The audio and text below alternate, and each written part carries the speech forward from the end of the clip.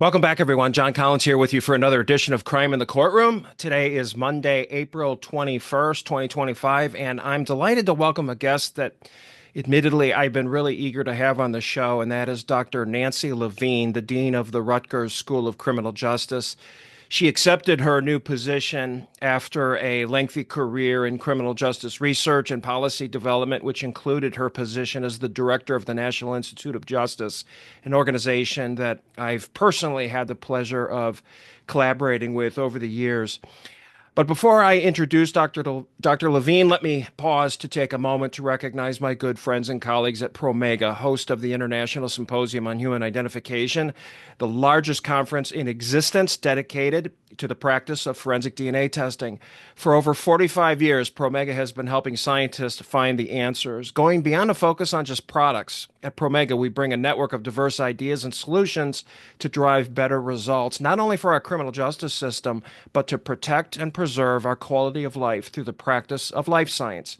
Promega, turning questions into discoveries. Learn more at promega.com. And for information about our upcoming symposium later this year, visit ishinews.com. That's ishinews.com. As I mentioned a moment ago, Dr. Nancy Levine is the Dean of the Rutgers School of Criminal Justice. A native of New Jersey and a doctoral graduate of the Rutgers School of Criminal Justice, Dr. Levine directed the National Institute of Justice, also called NIJ, overseeing the Justice Department's research, technology development, and evaluation efforts. Her career has included serving as Vice President of Justice Policy at the Urban Institute, where she led a team of researchers and was co-principal investigator for a groundbreaking study on reentry from prison. She also served as executive director of the Charles Colson Task Force on Federal Corrections Reform, guiding data-driven recommendations for reform that set the foundation for the First Step Act, which is designed to reduce the federal prison population while maintaining public safety. In my conversation with Dr. Levine, I had the opportunity to discuss her role at Rutgers, the investments that are made at the federal level to deal more effectively with crime, and some of the more memorable projects and priorities that have marked her impressive career, among other things. I hope you enjoy my conversation with Dr. Nancy Levine at Rutgers University.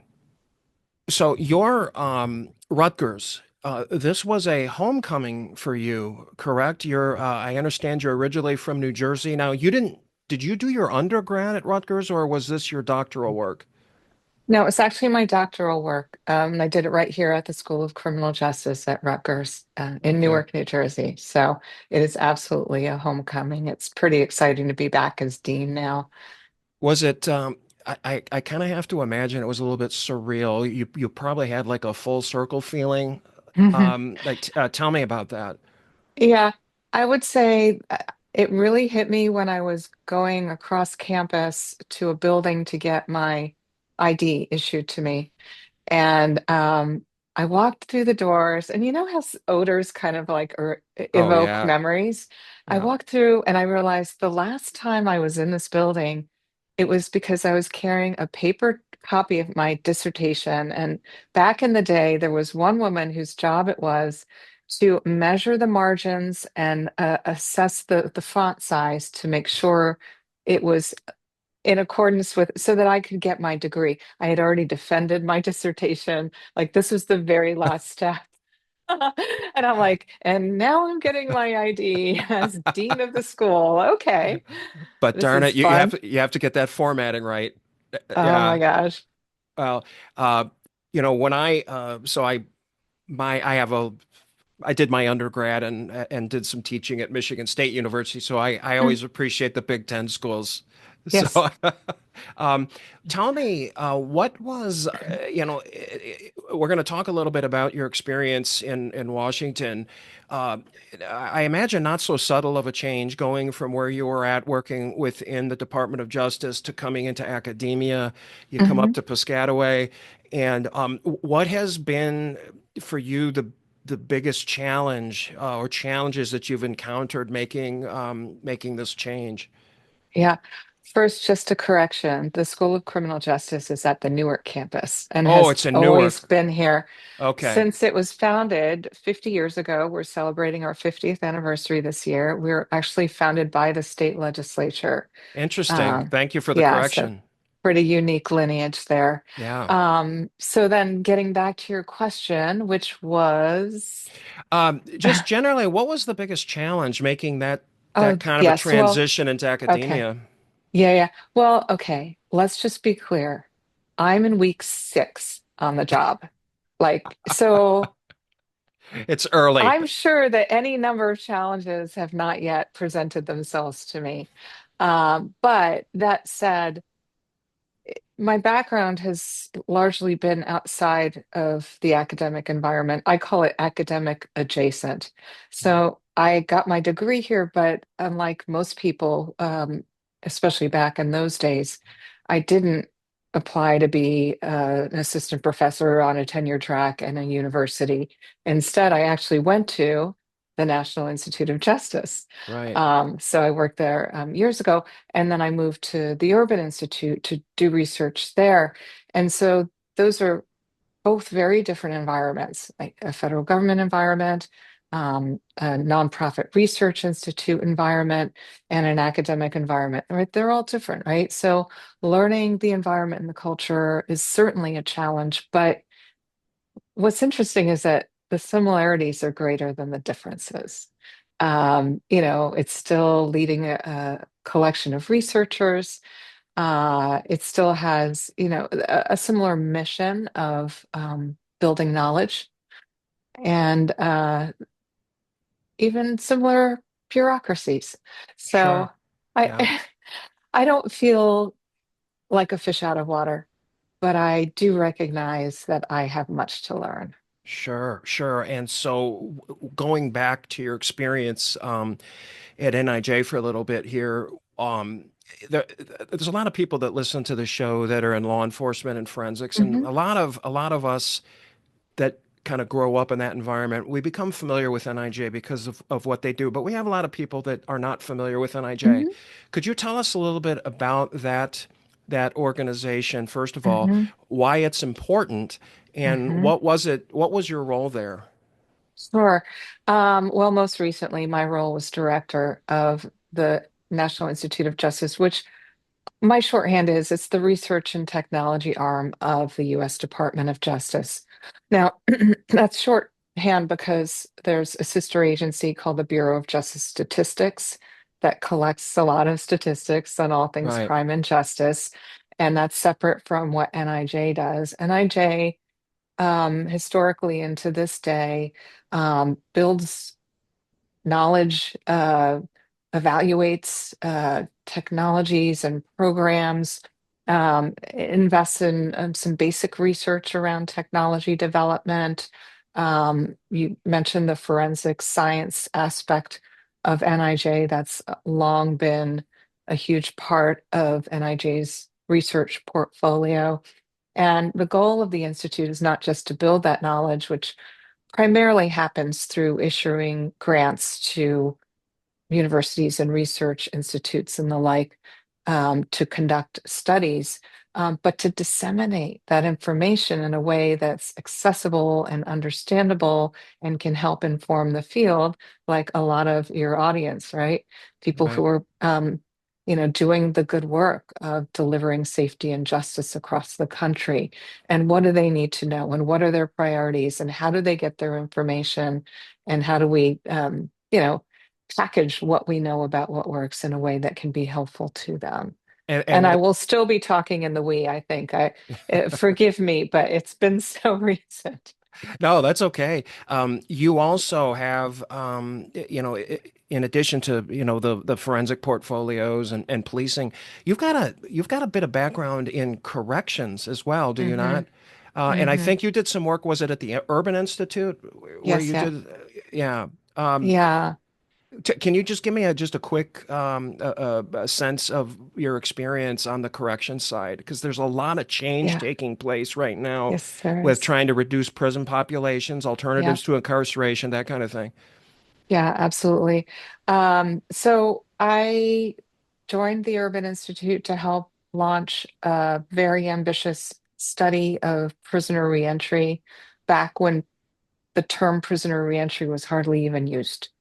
So it was very early days. We recognized that there was increased attention to what happens when people leave correctional settings and what are their journeys back to the communities and what leads to success or a return to prison in ways that were very different from the research that we had in hand back at that time. And I'm talking really about the early 2000s now, where most of the research used administrative data looking at age, time served, race, gender, ethnicity, and Right. maybe a few other factors, and said this, these people are more likely to return. Not recognizing that reentry is actually a process, that the first weeks and months might present some challenges and later other challenges are encountered, that there's a lot that goes into the reentry experience. It's not just about following your conditions of parole if you're on some kind of supervision, but it's re-engaging with family and friends. It's finding a job and keeping it. It's maintaining stable housing. It's dealing with oftentimes very deep-seated substance addiction issues. Yeah. So we set out to study all that, and it was a longitudinal study. So we interviewed people while they were still incarcerated and followed them over the course of a year after their release. And um, it involved four different states and jurisdictions, and family interviews and community focus groups. And it was very, very ambitious, and it generated a ton of knowledge that is still being used today. And despite the age of the study, a lot of the key findings remain true and actionable for departments of corrections and others that are looking to support successful reentry. So that was at the beginning of my 19-year tenure at Irvin. And then Okay. at the very end, I helped launch an initiative to bring data and research into prison settings to make for safer climates and environments for everyone, for the people who were confined in the facilities and the people who worked there. And doing that in a very participatory and collaborative research fashion, where you engage with the people who are most closely experiencing the Sure. environment. And you say, like, what kinds of questions should we be asking you, right? And Right. really get them own and get them helping to administer the surveys, and then having them help interpret the findings. And what do these findings mean for your ideas for what kinds of changes could be implemented? Yeah. So those are the two correctional bookends to my time at the Urban Institute. Yeah. Um, and I could share more. There are a few others along the way if Oh, you're I'm sure. interested. Well, Yeah. corrections is such an interesting field because I remember there was a project that this goes probably 25 years ago, so this goes back a Mm, long ways. I was shocked at the number of individuals that are incarcerated that have communication disorders, learning disabilities, mhm, um, and so the work that you've done and that's continuing to be done when it comes to corrections is just so important mhm, to a lot of different lives. mhm, With regards to again going back to NIJ, so one of the fun things for me, speaking to somebody in a leadership position, I'm trained as a leadership coach, so that's what I mhm, spend a lot of my time doing. And one of the hardest things for people, particularly at the executive level, to sort of wrap their brains around is prioritization. When you've got so many mhm, different competing priorities and you've got 2 gallons of water, you're trying to stuff it in a 1 gallon bucket, and mhm, you can't do it. What kinds of priorities at NIJ were you most focused on, mm, and where you felt it was, really a good use of your time and energy to be involved in certain kinds of projects? In other words, what was mm, important to you? mhm. Yeah, I guess I could answer that question in two different ways. One, what topics did I think were important to build new knowledge around? And then what strategy should we be investing in to help get research findings into the hands of the people who can really use them?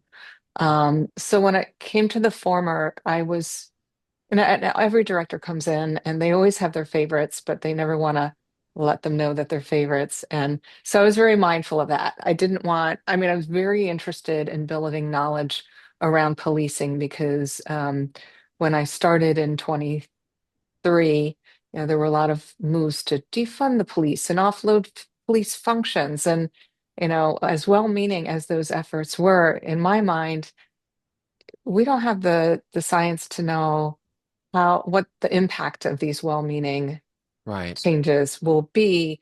The one that comes to mind is traffic enforcement.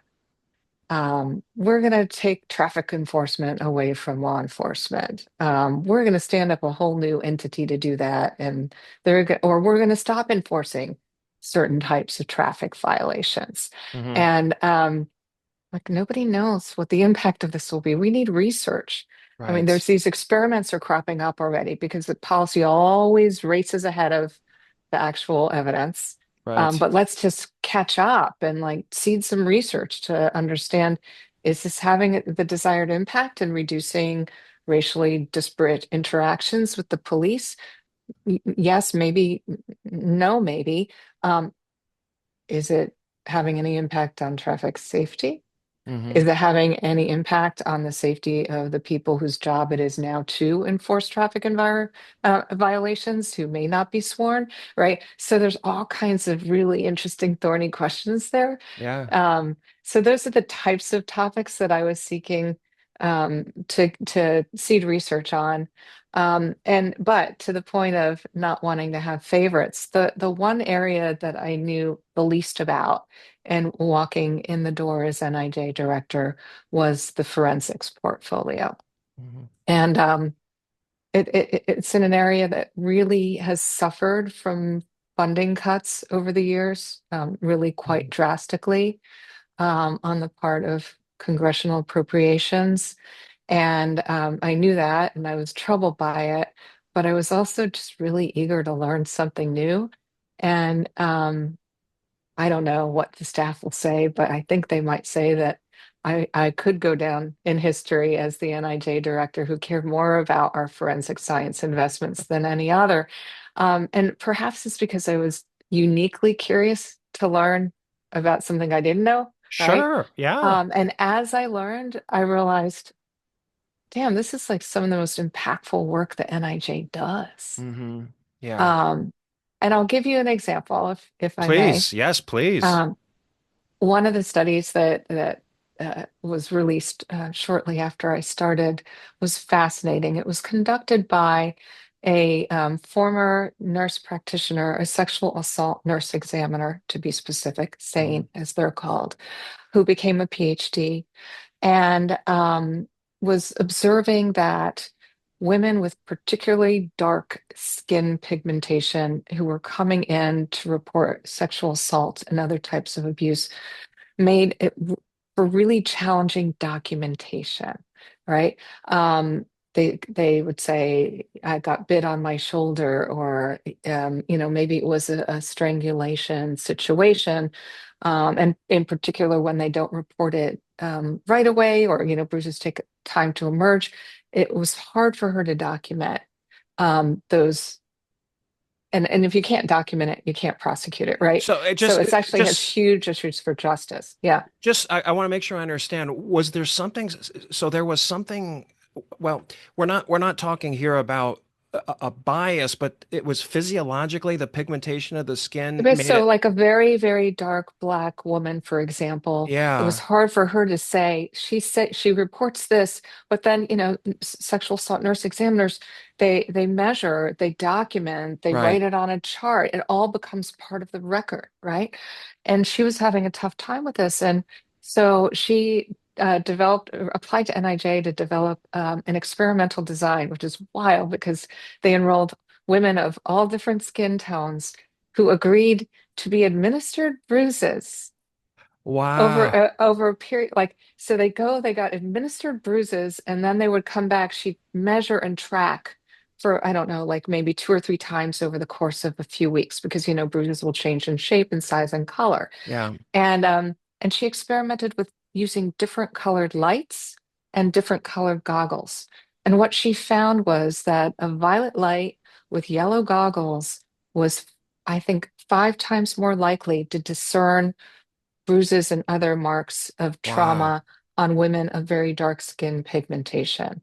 Whoa, That's right? I incredible. mean, Yeah. this is huge because, like, this is one of these biases that inserts itself in ways that we can't even imagine. These, the lights they use and the goggles and this were all designed to detect harm on lighter skin tones. Sure. That's So amazing. yeah, I mean, yeah, and really cool. kudos to that individual for thinking outside the Hmm. box, and Yes, coming up with yes. that kind of a solution. Somebody Right. that And somebody then that's not necessarily a professional researcher. yes, and then so how do you get that implementation into practice, right? Well, Yeah. we certainly we covered it all over the place, publications, podcasts, so forth. It was featured on NPR, but is that enough? No. So Uh, one of the last in the last few months on the job, I said we need to get this into the request for proposals from our Office for Victims of Crime and the Violence Against Women's Office and the Bureau of Justice Assistance, who are all, entertaining grants to do things that have more to do with technology to say, that you may consider using these funds for lights and goggles and these types of things that can help you do your job better. So, and like tying it, of course, to the research and so forth. So, yeah. I don't know that that will stay in with current requests for proposals since, to my knowledge, they've all been retracted Be, under be, this administration. okay. Yeah, Yeah. That's what I was going to yeah, ask. Yeah. yeah. Well, generally speaking, the these forensic priorities. You and I were speaking offline about this. That prioritization of all of these different kinds of projects, and Hmm. as you know, in the Department of Justice, it's a very political environment. Hmm. Everybody's got their opinions about what they think the Department of Justice should be doing, right? Yes. And but a lot of times what happens is that you're in the position of having to decide between Yep. investing in, like something that's going to be a technology that's going to be used in a forensic environment, like you just mentioned, or Hmm. something, for example, like with police officers. I remember I was on a review, a technology evaluation committee that was looking at types of body armor.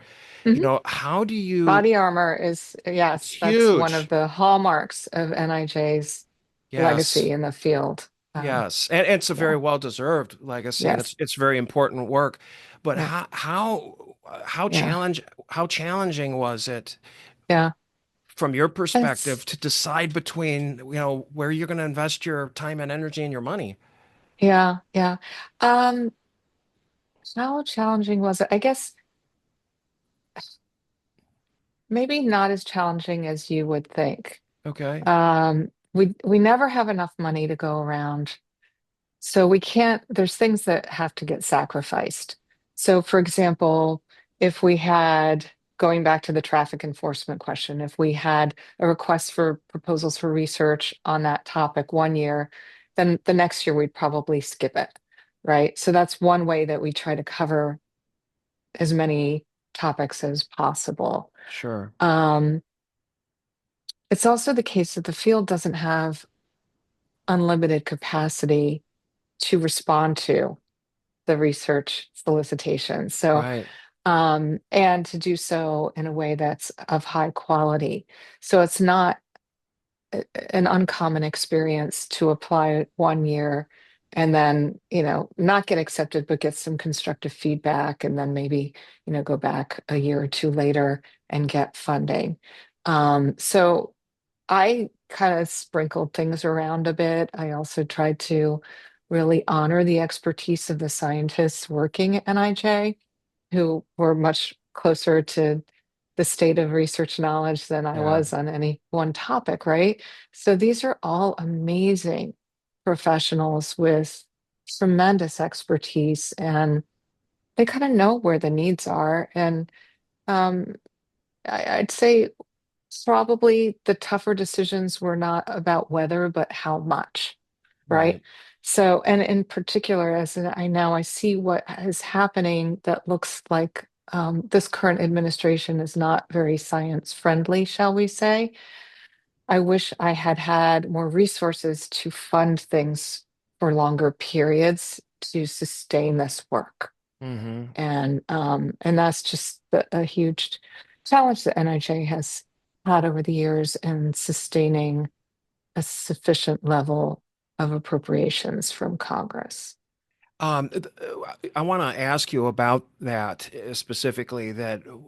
And let's not pigeonhole ourselves into just NIJ. Let's talk about like your career up to this point in these different Mhm. agencies that you've been able to work in. Has there been anything in particular that you wish you could have worked on, or that you wish you could have tried to make some progress on, but you just weren't able to for whatever reason? It wasn't something that could be prioritized.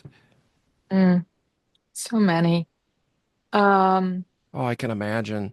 yeah, so Yeah. many. Oh well, I did. I don't think I want to answer that one.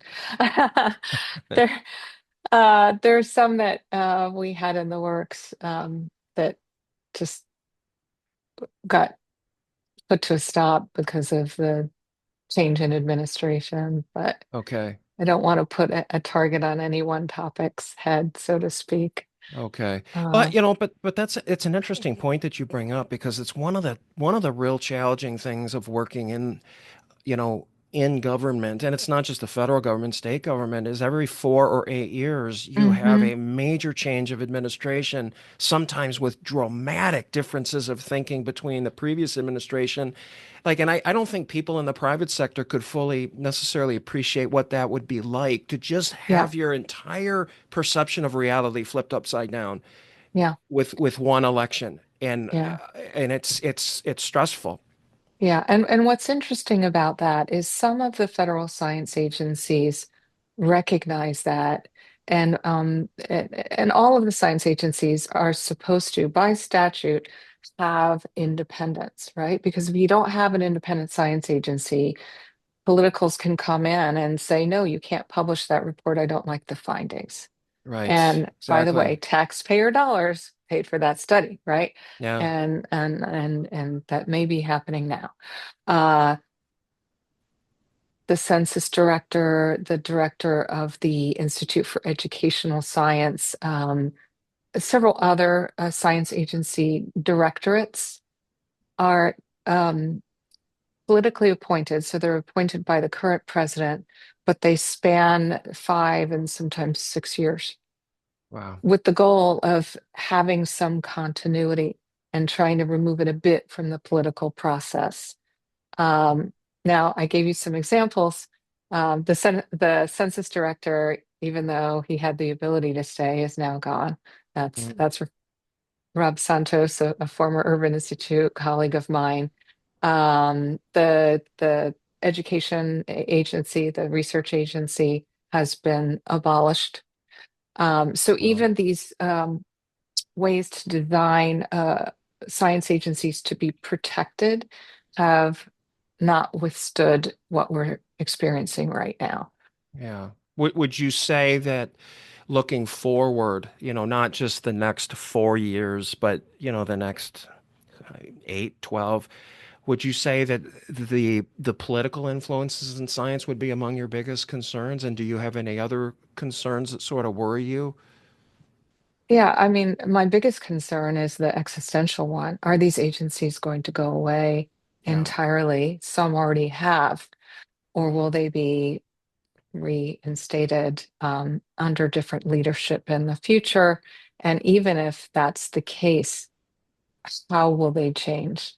Will they change for the better or the worse? And we don't really know. And Yeah. there's no guarantee that just because a different administration comes in and decides they want that agency back, that they'll want it back in that same form. There might be opportunity for tremendous reform. It could be an exciting time, or it could be that these agencies are just, shadows of their former selves and, have minimal impact in serving the interests of science and society. Yeah. One of the challenges with, and you're going to know this better than anybody, the challenges with science and research is it's so hard. It's so hard to project the value of the work looking Hmm. forward 10 to 20 to 30 years that, okay, well, this particular technology is going to save 300 police officers' lives. Hmm. It's so hard to do that, but when you abolish research or you get in the way of science, you create costs. Yes. It's hard to establish what that actually is, and that's Yeah. and I'm not trying to take sides here one way or the other, but Yeah. government is serious business for serious people. That's always been Yeah. my and there's so many wonderful people that do such amazing work, including Yeah. yourself in government. I Yeah. have a really Yeah. close colleague of mine that's with the IRS right now. They're going through a Oh, very geez. difficult time. Yeah. And you know what? The federal government has a reputation of having some waste, and it's well Hmm. deserved. But Hmm. there's also some outstanding work that's done, and so Hmm. there's a balance that needs to be struck, I guess. But Yeah, absolutely. Actually, I would love to be an architect for, making the federal government more efficient. I have a whole host of ideas for ways oh, that could be done that are very, systematic and data driven, yeah, and I think would yield an impact that the public would be very pleased to see without the kind of collateral yeah. damage that we're experiencing now. Um, you reminded me of something, and now I can't remember where I was going to go with it. Oh, We're talking about, we were talking about the politics and science and some of your yes, concerns about yes, funding moving forward. right. The funding, and what's interesting is that the funding has been a problem for years now. Oh, I know. I wanted to talk about the body camera program. I'm not the Oh, body yeah. camera, the body Yes. armor program. Yeah. Because you said it's so hard to make a connection from this to that. Well, one of the cornerstones of NIJ's work is the body armor standards program, and it does save lives. I Yeah. mean, it absolutely does. So, what is this program? We basically certify vendors based on specific body armor model makes and models, that these models do meet the highest standards of protection for officers. So Wow. before NIJ entered this space to do this work, and then I'm talking back in the 70s, it was like the Wild West, right? Vendors were coming up here and there, and we've got new materials, and we will protect your officers with, like, what guarantee?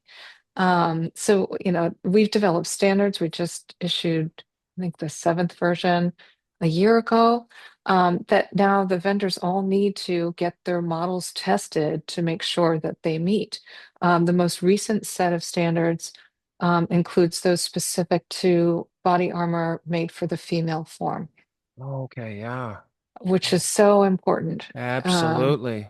both for officer safety of our female officers, but also for recruiting and retaining women in the profession. Sure. Well, yeah, I mean, and if you have a protective garment that's uncomfortable, then the individual Yeah. is less likely to use it or use it properly, and that's not Yes. good.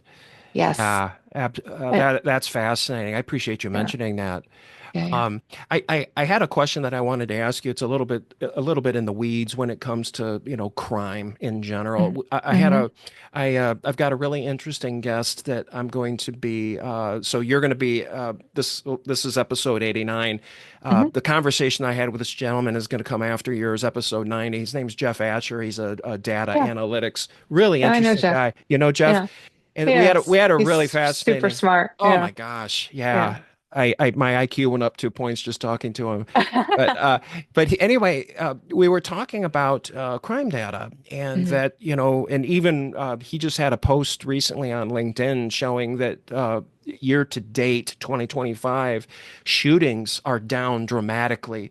Mhm. And I was curious, Nancy, about your experience with crime stats and your thoughts about how accurately crime is actually measured in the United States. Do you have any thoughts Mhm. about that? Yeah. Um, eh, Very and not at all, depending on the type of crime, right? Gotcha. So if you're looking at homicides, I think we track that very accurately, Mhm. right? We Right. usually have a body. Not always. There are disappearances, Yes. she says, from New Jersey. Uh, and sorry, can I say that? I'm Yes, you Italian. can. I'm from It's too late. Jersey. You just did. Yeah.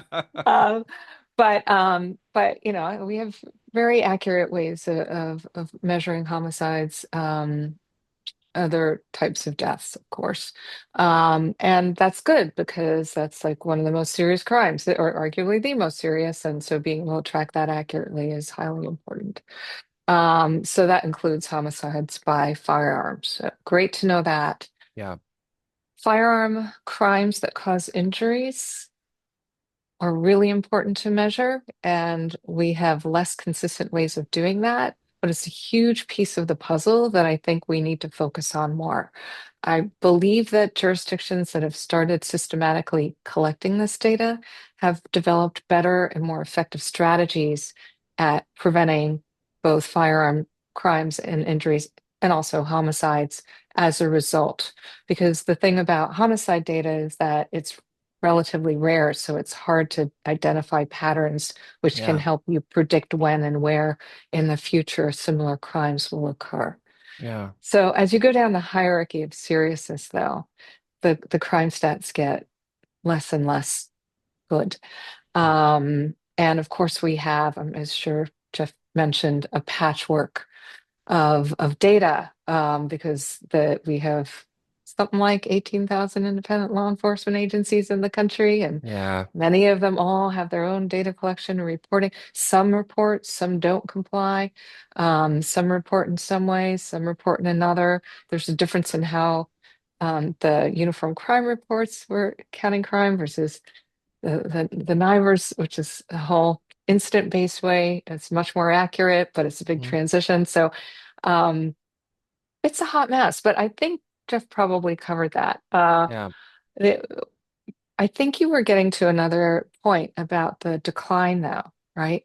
Which Yeah. is it And can we real? Right. trust it? Right. Right. Yeah, Is is it it real? real? Yeah. Yeah.